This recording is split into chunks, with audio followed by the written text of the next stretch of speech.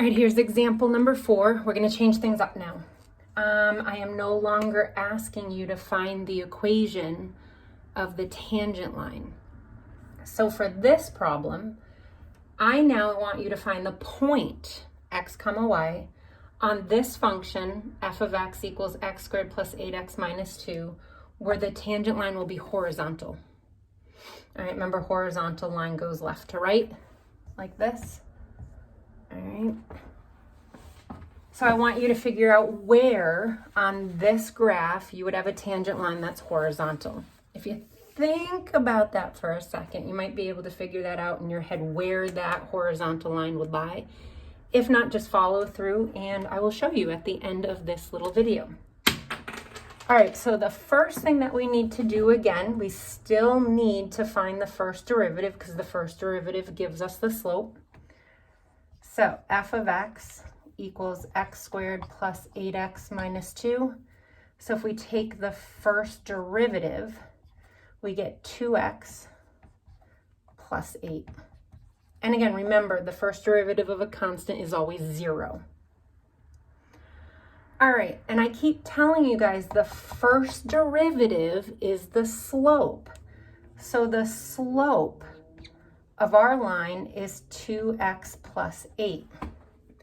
So what I need you to remember from every single year of high school math is that the slope of every single horizontal line is 0.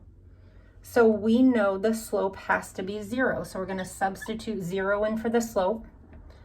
That equals 2x plus 8. If I subtract 8 and divide by 2, we get x equals negative 4. Again, I know you can do that math. So we now know that the x value of our point is negative 4. We have to find y.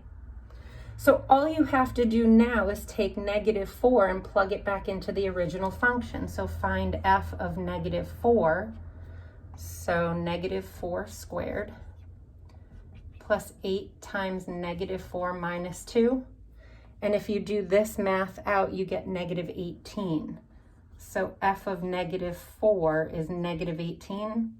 So that means at negative 4, negative 18, our tangent line will be horizontal. So now let's talk about this, because you could actually cheat a little if this was ever on an exam.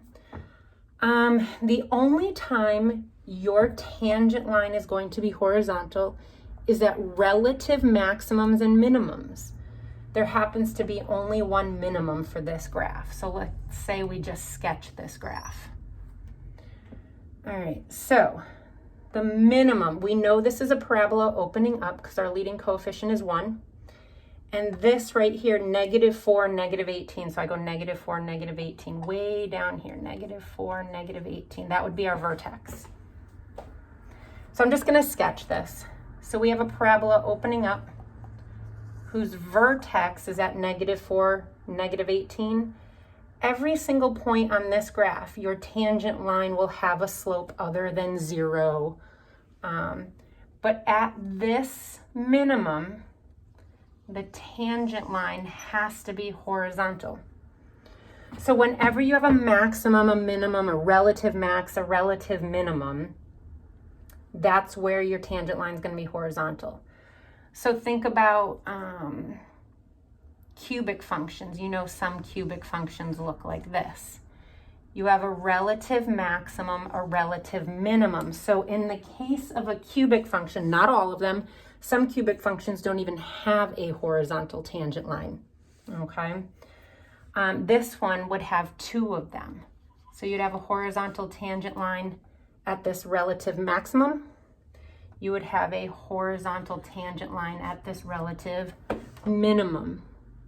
And I believe I gave you a cubic function in the homework. So keep that in mind. If you know how to do the left bound, right bound thing on your calculator, you can use your calculator to check your answers, but I am requiring you to show work for your homework. I actually want you to do these all out. So there's all of the examples for your second assignment, and I will screenshot that and add that to your Google Classroom. Again, please give me feedback. Let me know if these videos are working. Hope all is well.